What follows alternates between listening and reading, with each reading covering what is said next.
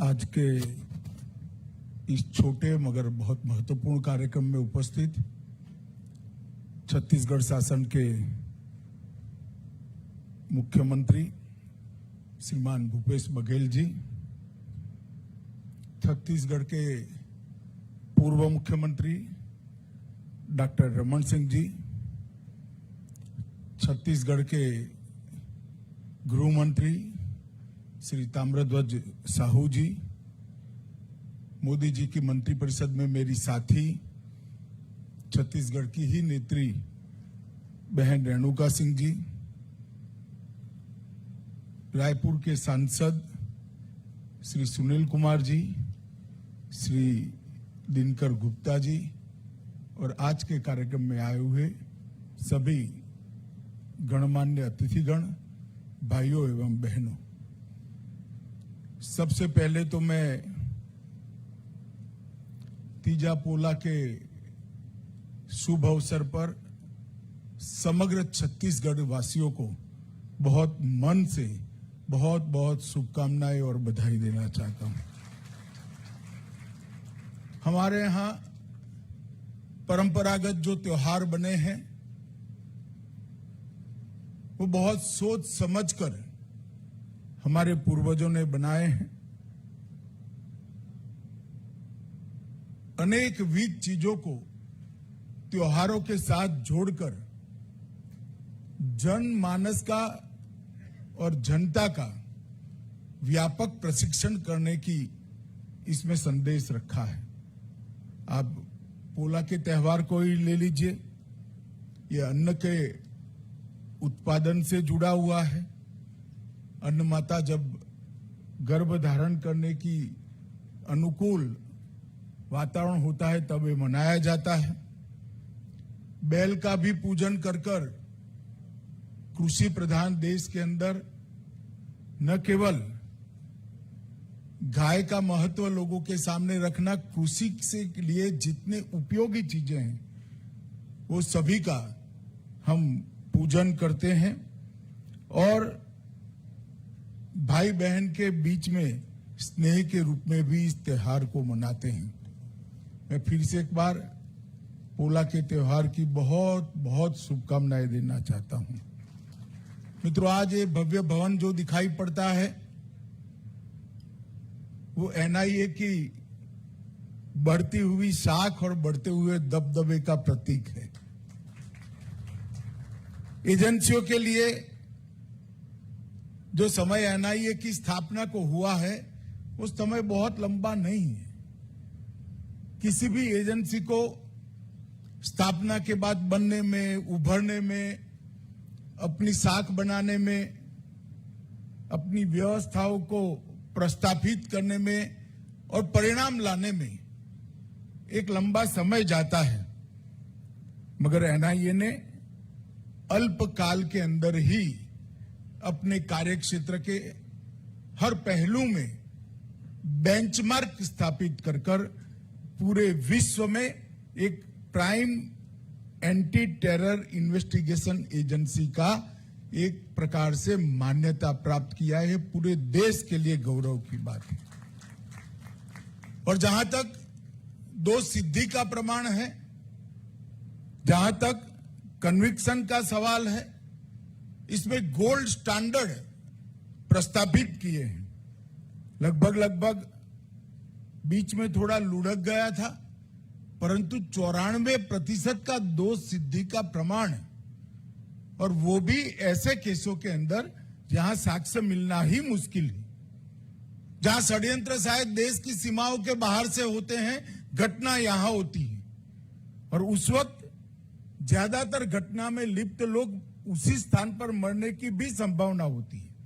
फिर भी इसकी तह तक जाना, इसके सपोर्ट में कौन कौन लोग थे उनको ढूंढना, सीमाओं के अंदर और सीमाओं के बाहर पूरा सहयोग करने वालों का जाला ढूंढ कर निकालना और उसको खत्म करना। मैं मानता हूं कि एनआईए ने अपनी स्थापना के सभी उद्देश्यों को गरिमापूर्ण तरीके से पूर्ण करने में सफलता दी है। श्री दिनकर गुप्ता और उनके नेतृत्व में पूरी एनआईए की टीम को मैं बहुत बहुत साधुवाद देना चाहता हूं। मित्रों, एनआईए को हमने लगभग एक फेडरल क्राइम इन्वेस्टिगेशन एजेंसी बनाने के लिए विगत 3 साल के अंदर ढेर सारे प्रयास करे हैं। मैं इस पर बाद में आऊंगा, परंतु आज रायपुर ब्रांच का अपना खुद का 1.25 एकड़ का ये मकान बनकर खड़ा हो गया है। इसका मुझे बहुत आनंद है। दोनों पूर्व मुख्यमंत्री और अभी के मुख्यमंत्री दोनों यहां बैठे हैं। मैं दोनों को हृदय से भूमि देने के लिए और सहयोग देने के लिए बहुत बहुत धन्यवाद करना चाहता हूं। विगत वर्षों में 10 जगह पर 10 राज्यों में एनआईए ने अपने काम का विस्तार किया है।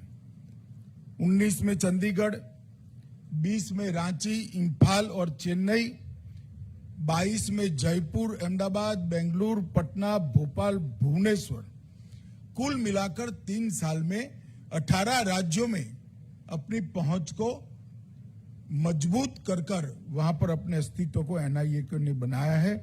वहां ब्रांचेस खोले गए हैं और मुझे पूरा भरोसा है कि कार्यक्रम हमने बनाया है 2024 की मई के पहले, देश में नए चुनाव आने के पहले देश के सभी राज्यों में एनआईए अपनी उपस्थिति दर्ज करा लेगी। हर जगह पे एनआईए की ब्रांच होगी, इसका मुझे विश्वास है। मित्रों, मोदी सरकार ने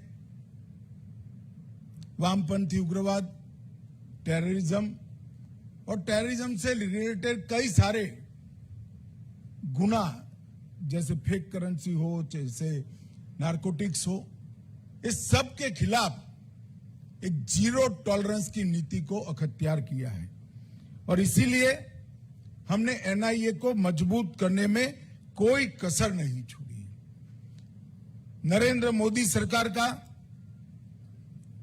जीरो टॉलरेंस की नीति को अख्तियार करने के लिए हर संभव ये प्रयास रहा कि आतंकवाद संबंधी सारी सूचनाओं को इरिस्पेक्टिव ऑफ पॉलिटिकल पार्टी राज्यों के साथ साझा किया जाए।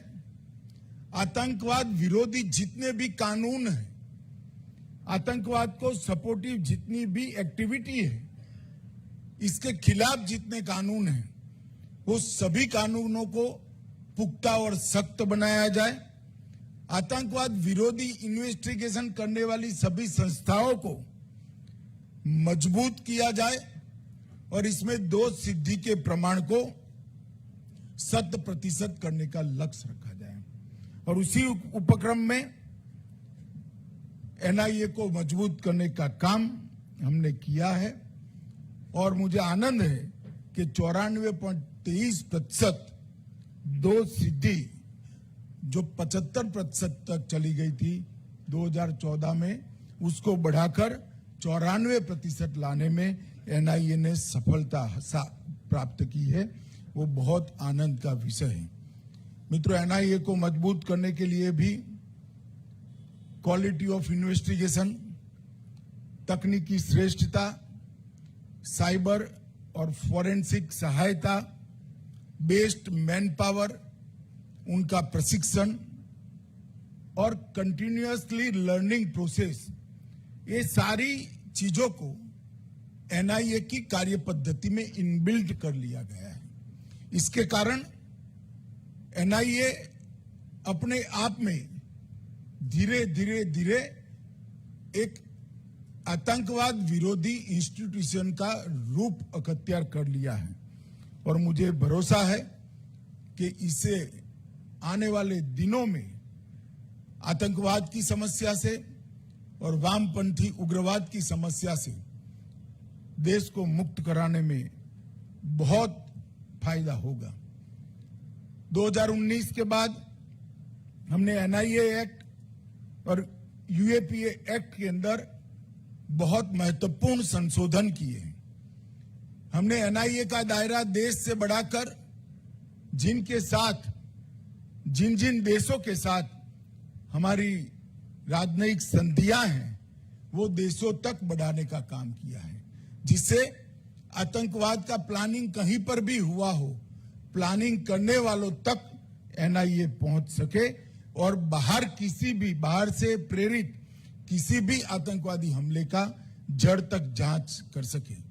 इसके अलावा मानव तस्करी, प्रतिबंधक विस्फोटक और साइबर अपराध जैसे मुकदमों की भी जांच का अधिकार एनआईए को हमने दिया है और आतंकवादी संगठनों को प्रतिबंधित करना और प्रतिबंधित कर आतंकवादी संगठन घोषित करना और संगठनों के साथ साथ व्यक्तियों को भी, आतंकवादियों को भी आतंकवादी घोषित करने का अधिकार हमने एनआईए को दिया है। क्योंकि आमतौर पर दिखाई पड़ता था प्रतिबंध किसी भी संगठन पर लगाते थे, आतंक का काम करने वाले लोग दूसरे नाम से नया संगठन बनाते थे, मगर जब व्यक्ति को ही आतंकवादी घोषित कर प्रतिबंधित करते हैं तब तकलीफ उनकी बढ़ती है। और अब तक 36 व्यक्तियों को एनआईए ने आतंकवादी घोषित करने का काम किया है और अंतर्राष्ट्रीय स्तर पर भी इसकी मान्यता प्राप्त हुई है। एनआईए को न केवल सिर्फ एक इन्वेस्टिगेशन एजेंसी, ये क्षेत्र का पूरा डेटाबेस एनआईए के अंदर बने, चाहे कोई भी देश के अंदर विगत 50 साल के अंदर आतंकवादी घटना हुई हो, उसकी एफआईआर, उसका इन्वेस्टिगेशन और उसके जजमेंट्स और सर्वोच्च अदालत तक के उसके फैसले, ये सारों का एक डेटाबेस एनआईए में बनाने की हमने शुरुआत की है। इसी तरह विस्फोटक सामग्री का भी डेटाबेस हमने बनाने का प्रयास किया है और आर्टिफिशियल इंटेलिजेंस के द्वारा ये डेटाबेस को एनालिसिस कर उनके काम की पद्धति भी एनआईए ढूंढने में प्रयासरत है, जिससे इसकी रोकथाम के लिए और एनालिसिस से एक ट्रेंड लेकर एनआईए के ऑफिसर और राज्यों के जो एटीएस और क्राइम ब्रांच है, इनके अफसर की ट्रेनिंग के अंदर बहुत काम में आएगा। टेरर फाइनेंस का केस का मैं जरूर जिक्र करना चाहूंगा। मोदी सरकार बनने के बाद कश्मीर को संपूर्णतया हमने आतंकवाद से मुक्त करने का प्रयास किया है। धारा 370 हटने के बाद स्वाभाविक रूप से वहां पर शांति भी दिखाई पड़ती है और आज वहां पर आतंकवादी गतिविधियों पर हमारी एजेंसियों का संपूर्ण वर्चस्व प्रस्थापित किया हुआ हम देख सकते हैं। और ये होने का एक महत्वपूर्ण कारण है कि टेरर फंडिंग, टेरर को फंड करने वाले सारे भी जो लोग थे, इस पर एनआईए ने 19 और 20 में कठोर कार्यवाही की और 18 में भी की। 18, 19, 20 में 105 मामले दर्ज किए और 876 आरोपियों को पकड़ लिया गया है और 105 में से 94 मामलों में चार्जशीट भी दायर कर दी गई। मित्रों, नरेंद्र मोदी सरकार ने वामपंथी उग्रवाद को भी मूल समेत उखाड़ने का संकल्प किया है। वामपंथी उग्रवाद का परिदृश्य अगर देखें तो बहुत कम जिलों में अब वामपंथी उग्रवाद सिमट कर रह गया है। 2009 में सर्वाधिक घटनाएं 2258 हुई थी। इसमें 77% कटौती के साथ 2021 में वो सिर्फ 509 तक बच गई है।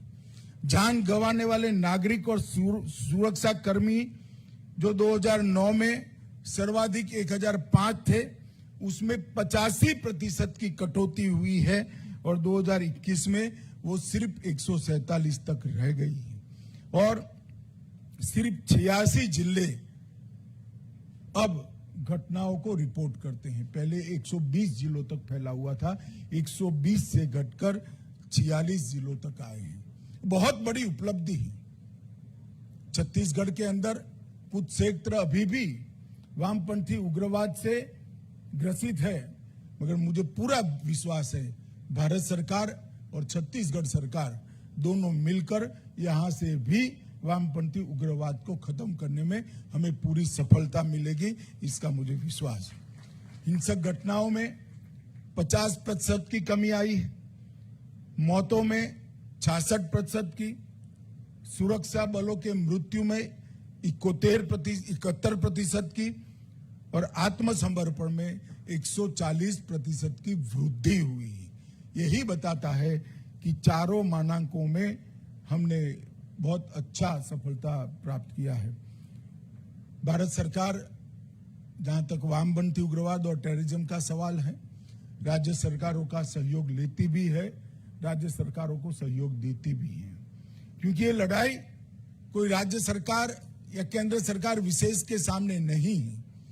ये लड़ाई मानवता के खिलाफ है, देश के खिलाफ है, देश का अर्थतंत्र के खिलाफ है।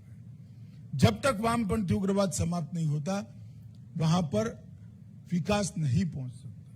जब तक वहां विकास नहीं होता, वहां के लोगों का भला नहीं हो सकता।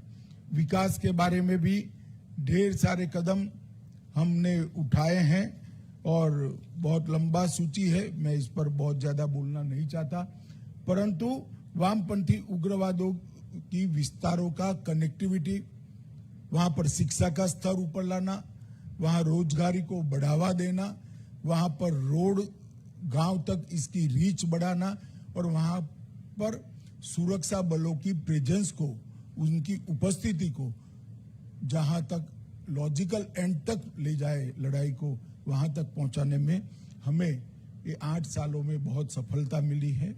आज एनआईए ने रायपुर के अंदर अपने नए भवन का उद्घाटन किया है। डीजीपी यहां पर बैठे हुए हैं, एनआईए के सारे वरिष्ठ अफसर भी दिखाई पड़ते हैं। मैं डीजीपी को एक ही बात कहना चाहता हूं, भवन से कभी परिणाम नहीं आते हैं, भवन के अंदर भावना आरोपित करने का काम आपका है। जब तक भावना, कर्तव्यनिष्ठा और अच्छा इन्वेस्टिगेशन नहीं होगा, सफलता नहीं मिलेगी। मुझे विश्वास है एनआईए अपने उज्जवल भूतकाल के अनुरूप भविष्य में अपने रिकॉर्ड को और अच्छा करेगा, इसका मुझे विश्वास है। बहुत बहुत शुभकामनाएं और छत्तीसगढ़ शासन का धन्यवाद कर मेरी बात को मैं समाप्त करता हूं। वंदे मातरम। धन्यवाद सर, आपकी उपस्थिति और आपके संबोधन से हमें प्रेरित करने के लिए बहुत बहुत मुख्य अतिथि श्री अमित शाह जी। और अब मैं